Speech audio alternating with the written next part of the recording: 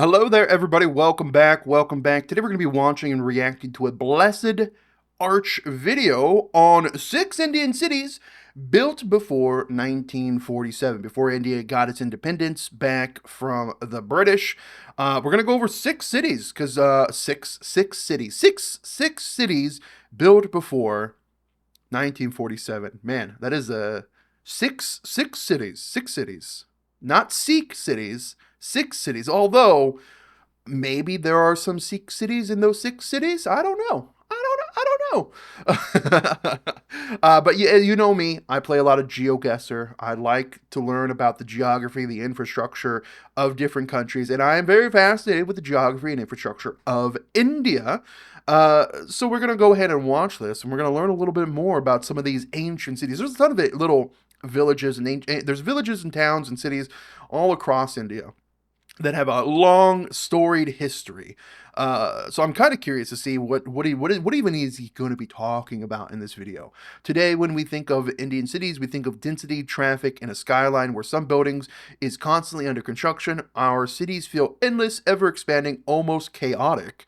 But it wasn't always like this. Long before India became independent, and long before planners started drawing grids and master plans of tracing papers, our cities were already being designed with deep thought, philosophy, and precision. Yeah, like the majority of like Mumbai was like, well, I mean, it was actual. No, hold on, Mumbai was built before 1947. But it was built in like the late 1800s, right? And a lot of the land was repurposed, taken from the sea. I don't know. I don't know if that's the right word. Anyways, a link to this video is going to be in the description down below. Please go and take a look at it. And with that being said, let's get it started, yeah? Today when we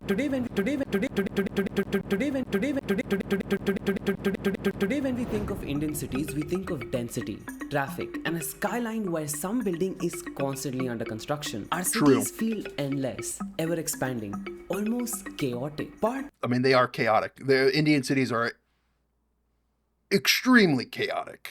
It wasn't always like this. India has had a rich history of urban experiments. So today on BlessedArch, let's actually travel back in time to BlessedArch? It's not blessed.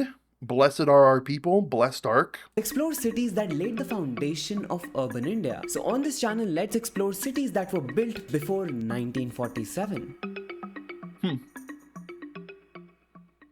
Our first city is Jaipur. Founded in 1727 by Maharaja Sawai Makes a lot of sense. Jaipur was built on a precise geometric grid, where most roads met each other at right angles. Now, there are actually 2 theories about how Jaipur's urban plan was conceived. The first theory suggests that the city was designed around a single strong axis, running all the way from Chand Pole or Moon Gate to Suraj Pole or the Sun Gate. Now, perpendicular streets were made. But the main road has 3 giant roundabouts. Now, some would say, oh, you're an American. Americans don't know about roundabouts. Nonsense. There have been roundabouts near where I've lived since I was a child here in the USA. Giant roundabouts, though, like this size, like city block size, is wild. To intersect this axis at 90 degrees, creating a series of rational blocks and marketplaces within the city. So that's the first theory, but the second theory is the most widely accepted one. This theory states that Jaipur was designed according to the Vastu Purusha Mandala, derived from Vastu Shastra and Shilpa Shastra. According to this concept, the city was divided into 9 square blocks representing the Navgraha, or the 9 divisions of the Hindu cosmos. However, because the Aravalli hills were on one side, one block had to be slightly shifted, giving Jaipur its final form that we still recognize today. That's an interesting theory. I mean, it kind of fits. At the heart of this layout stood the city palace. This is the home to the royal family, and within the same compound is the famous Govind Dev Ji temple, the spiritual center of the city. Around this block, every other block was a mixed-use space with residential quarters, artisan workshops, marketplaces, and temples, all placed with remarkable logic. There's a clear hierarchy of streets, from central squares like Badi Chaupad or Choti Chaupad to... I mean, look at this seems... I don't know if I'd... this seems chaos. It's chaos. Actual bazaars like Johari Bazaar, down to narrow residential lanes that open up into intimate I do like how square this is. I am a man of and things need to be strict, neat, and in order. And I mean, this is very nice. This is very pleasing. This is I like the squared off. Like when I when I play games like City Skylines, for example, I end up making giant swaths of cities that are just square blocks. yards. Each street was also lined with uniform facades, giving the city its cohesive architectural identity. Interesting. By the way, the famous pink city look came in much later in the 19th century. This is when the entire city was painted terracotta pink to welcome the Prince of Wales. But colors aside, the urban design logic that Wow. made Jaipur such a distinct city was there right from the start. So when you look at Jaipur today, even with all the noise and the chaos, the underlying logic and the geometry is still there. By the way, full disclaimer, I am from Jaipur, so I might just sound a little biased towards this city. But anyway, that was the beautiful city of Jaipur. Just a Now, tiny bit. Let's move on to our next one. Our next city takes us from Jaipur's rational plan to Mughals' vision of urban power. This is Shahjahanabad, or what we today call Old as Delhi. Old Delhi. Ah, interesting. Okay, I know Old Delhi. I didn't know the original name for it. Man, look at how tight and compact this is. Holy heck.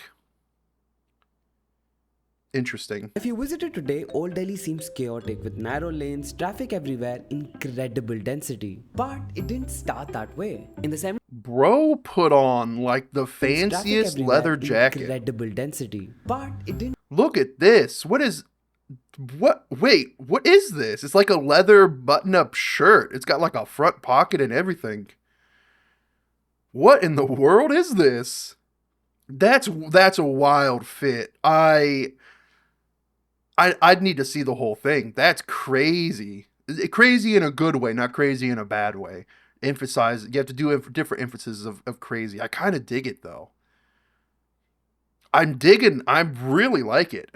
didn't start that way. In the 17th century, the Mughal Emperor Shah Jahan decided to move his capital from Agra to Delhi, and that is when this old city was created. Built along the banks of the river I figure Agra is going to be on this list as well, right? Yamuna, the city's plan revolved around the Red Fort or the Lal Killa. From this That fort makes sense. Okay, yeah, the Red Fort. I forgot about the Red Fort. Yeah. emerged a wide ceremonial avenue, Chandni Chowk, the city's main spine. So today if you go to Chandni Chowk, it looks something like this.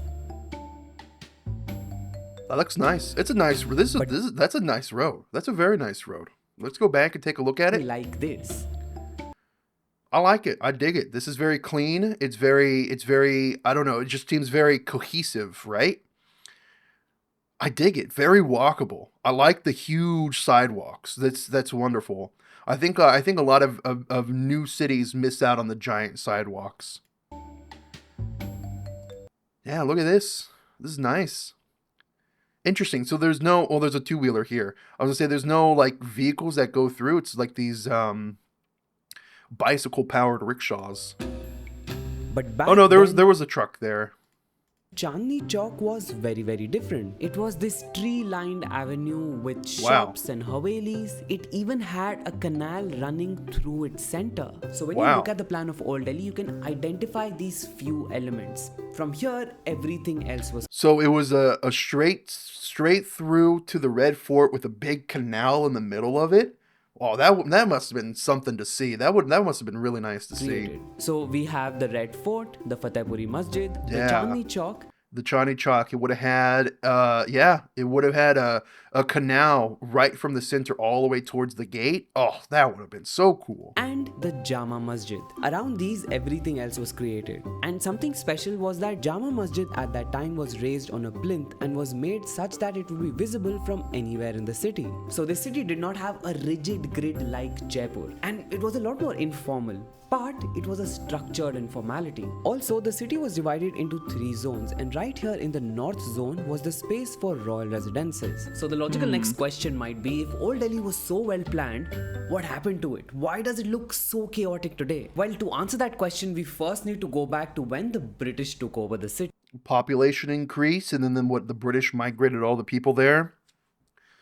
Once they took over, inside the Red Fort, they demolished Mughal palaces and built military barracks. They also constructed the railway line north of the city, effectively cutting the old town into two. They even True. covered up the canal that once defined Chandni Chowk. So, with time, with their Sad. interventions, Shahjahanabad lost its old charm. But the real chaos came in after independence. Waves of refugees settled in this city seeking both work and I was gonna shelter. say it's gotta have to do something with the like a population explosion. So yeah, if a bunch of refugees came in, they would need places to stay, right? So structures and buildings and like apartments and stuff would have had to been built up very rapidly and quickly and less ordered. And then of course you get something like what we see today, where it's just all chaos. Buildings got subdivided, courtyards got filled in, green spaces that were once in the city vanished overnight. Slowly, the planned city of the Mughals transformed into the dense, complex maze we call Old Delhi today. Now, there have been efforts made recently to mitigate a lot of the problems of Old Delhi, especially around the Chandni Chowk area. But this part of the city still remains one of the most densely I mean, the only way to really to fix that sort of thing is to build to expand further, build residential locations and other parts of the city further out, and then you'd have to just basically go through and demolish a lot of the old structures. Which, I mean, if you're talking things that are near 100 years old, I mean, maybe they're not up to code anymore and need to be destroyed anyways. I don't know. populated and one of the most congested areas of Delhi. But when you actually walk through the city, you will see that the old charm still survives. The mixed use streets, the community courtyards, these elements or traces of these elements still linger on, and they show you how people adapt to these elements to live their life and experience the space around them. There are actually heritage walks that happen in this city, in the old city area. So I encourage you to walk through them and you will understand the architectural character that I'm talking about. And while you're visiting That seems like a pretty fun little thing to do if you're on vacation there. Old Delhi, you can actually also visit the next city on our list because you won't have to go very far. Is this Because right Agra? next to Oh, no, it's not. Shahjahanabad or Old Delhi lies its exact opposite. New Delhi or Lachin's Delhi. Now you might think, why am I talking about Old Delhi and New Delhi? Aren't they both just part of Delhi today? And yes, Delhi today is a huge city. But back when these were created, these were also separate cities with their own identity. After the British moved their capital from Calcutta to Delhi in 1911, they saw this as an opportunity to create a city that would showcase the grandeur and permanence of the British. This is interesting design here. This is like very trapezoidal. I see a lot of trapezoids. Raj. The job to design this new city went to Sir Edwin Lutyens. The vision here was clear. Delhi would no longer be an organically growing city like Shahjahanabad. It would be a city of order and symmetry. At the center of the entire scheme stood the Viceroy's house. From here, a central axis was made right till the India Gate. This was the Kingsway or the Rajpath. This axis was transversed in the middle by Janpath, which connected to the Connaught Place. Using these axes and focal points, everything else was ordered. Now, unlike the dense bazaars of Old Delhi, Kind of reminds me of like a stained glass mirror, like where all the pieces are broken off and you piece them together. Lutyens' Delhi was vast and open, a city of broad avenues, Wow. sprawling bungalows and monumental Wow. vistas. That's a residential place? A city of broad avenues, sprawling This is residential? Is this like apartments? This is nice. bungalows and monumental vistas. This urban plan actually led to one of the greenest spaces of Delhi today. And all of this because Edwin Lutyens actually mandated that at least 1/3 of the whole area will remain green space. Is this like all forested here? The architecture here was also unique because it combined European classicism with Indian motifs. Jalis, chhatris, and domes were reinterpreted to give British buildings an Indian character. Now, even though this urban design created incredible spaces, it also made starkly clear the class divide that the British were trying to propagate. The distances in this plan were actually a statement. The new rulers of this land were physically distant from those who they ruled. And it's very interesting that all of this just flipped the day India got its independence, because the same streets that represented British and colonial power were now the face of a new and independent India. The Viceroy's house became the Rashtrapati Bhavan, and the central vista, once the path of imperial parades, became the route for Republic Day celebrations. Now, Delhi is made up of different parts, but especially understanding these two, the old city and the new city, you understand at least a part of Delhi's evolution. And you also understand, because these both are in so close proximity to each other, you understand that the intention behind the design makes such a big difference on the final design itself. Anyway, since we're talking about colonial cities, let's move on to our next city. We're now traveling to another colonial experiment, but this time in the south of India. We are going to Chennai, or as it was called then, Madras. So in the 17th century, the British East India Company acquired this small piece of land in an area called Madrasapatnam. Here they actually built a fort, Fort St. George. Now back then it was a military fort, but it also became the nucleus of the new city that was to come. The fort was the origin point. Inside were warehouses, offices, a church and residences for company officials. Around the fort, some European settlements began to grow.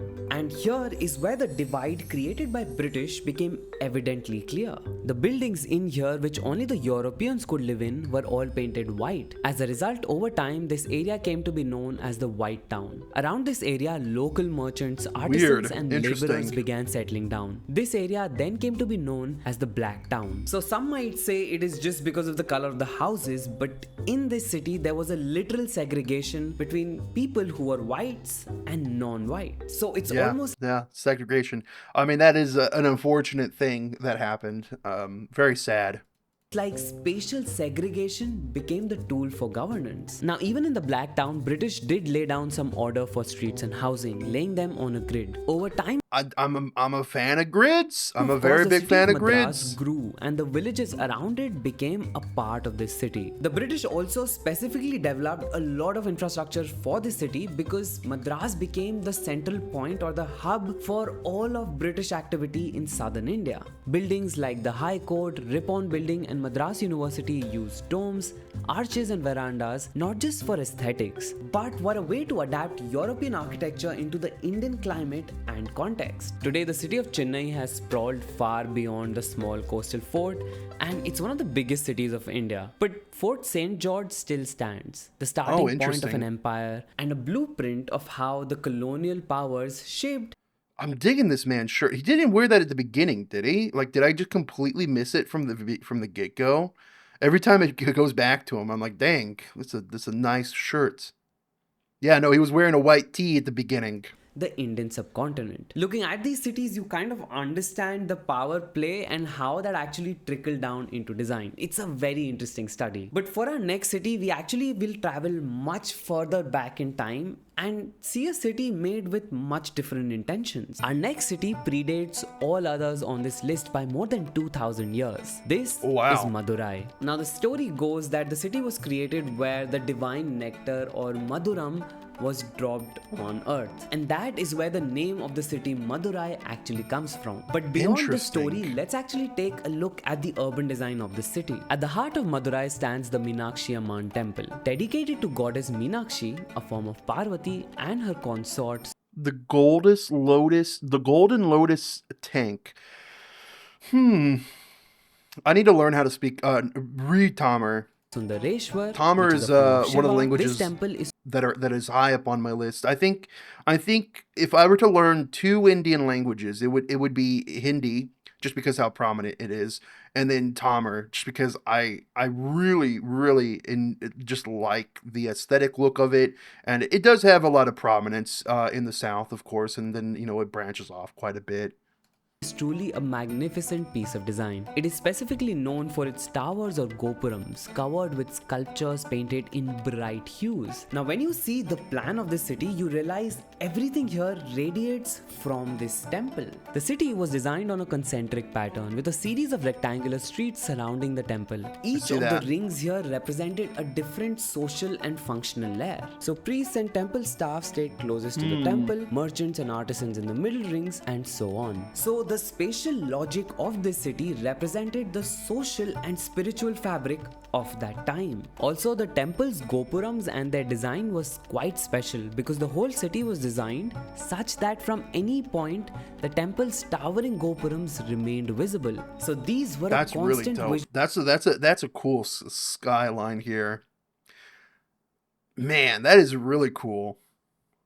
the temple's towering gopurams remained visible, so these were a constant visual anchor throughout the city. Over time, of course, the city grew much beyond these streets and expanded in many different ways. But the original plan, the temple at the center and concentric rings around it, remains intact even today. And honestly, this wasn't the only city designed like this. There are many temple towns that were designed in the exact same way, where the temples were the center of the city, or at least one of the prominent elements. Maybe I should do a whole series of temple towns in India. What do you think? Let me know in the comments. But specifically Madurai, I actually wanted to include in this particular list to actually show that even before, let's say 2000 years ago, we still had some urban order.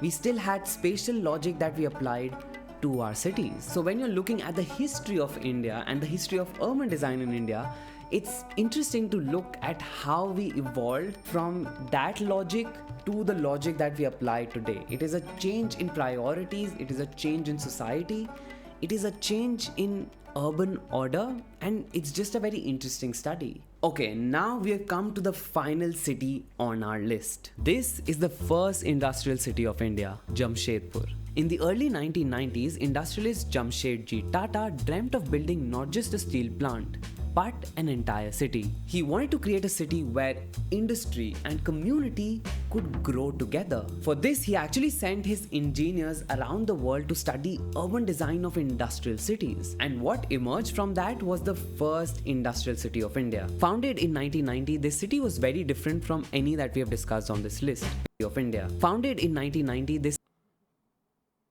1990? You must mean like 1890.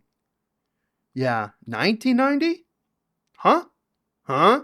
city was very different from any that we have discussed on this list because this was a city designed for the new industrial age, specially made I'm thinking it he meant 1890 maybe. For the workers. Now, Jamshedji Tata had written in his vision letter, "Be sure to lay wide streets planted with shady trees, reserve large areas for parks, see that there is plenty of space for lawns and gardens." So I mean, that's the way it should be. Why? I mean, that sounds amazing. That's the way every city should be. we can see that right from the start there was a lot of stress given to the quality of life in this city. And this philosophy and care for its residents, Yeah, that's like the opposite of like Kowloon City, where everything's just stacked in random corners and directions, and yeah, just pure chaos. You want wide roads, wide walking paths, lots of vegetation, lots of trees.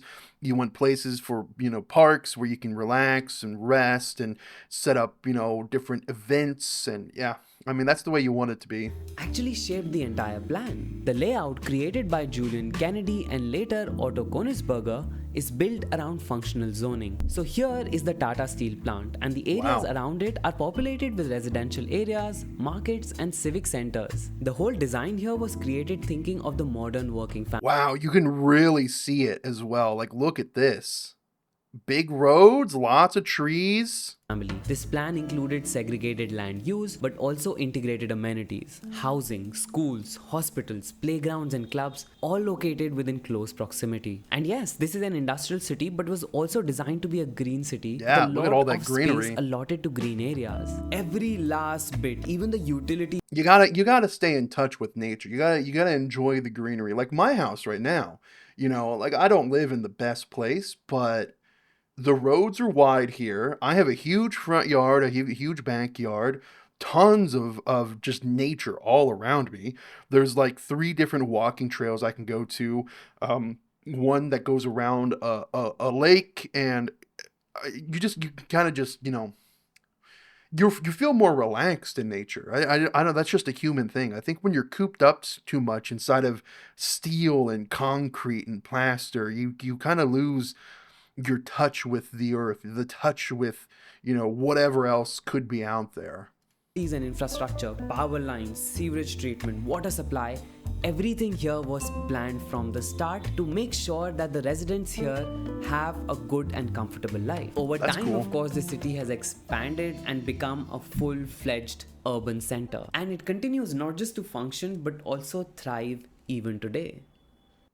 And that was the last city on our list. Now, you might have noticed I actually brought in very different cities from different eras, different mindsets with which Yeah. I mean, yeah, for sure. I mean, I wasn't familiar with many of these, so that's really cool. the cities were made. And there is a reason I chose these particular cities. I actually want to show you the urban design principles that have been employed in India over such a long time and how each one of them is very different because the intention behind creating that layout was very, very different. And yes, these are not the only cities that were built before 1947 or can be categorized as planned cities. There are so many more.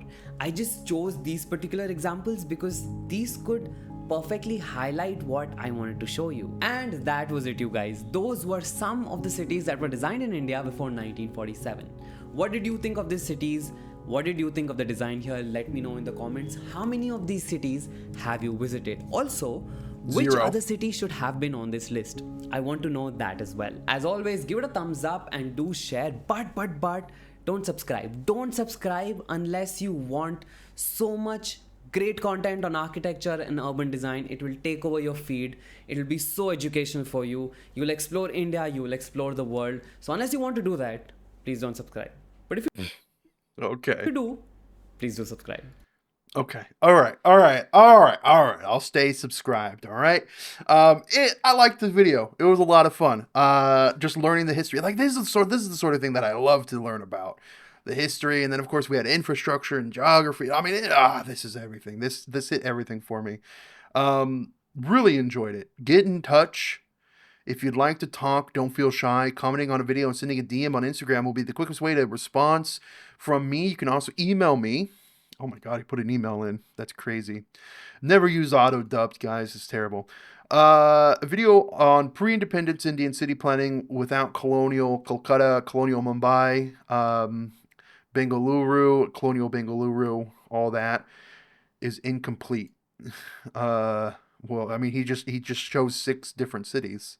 Bro, you left the legacy Kolkata. Well, I mean, he chose 6 different cities.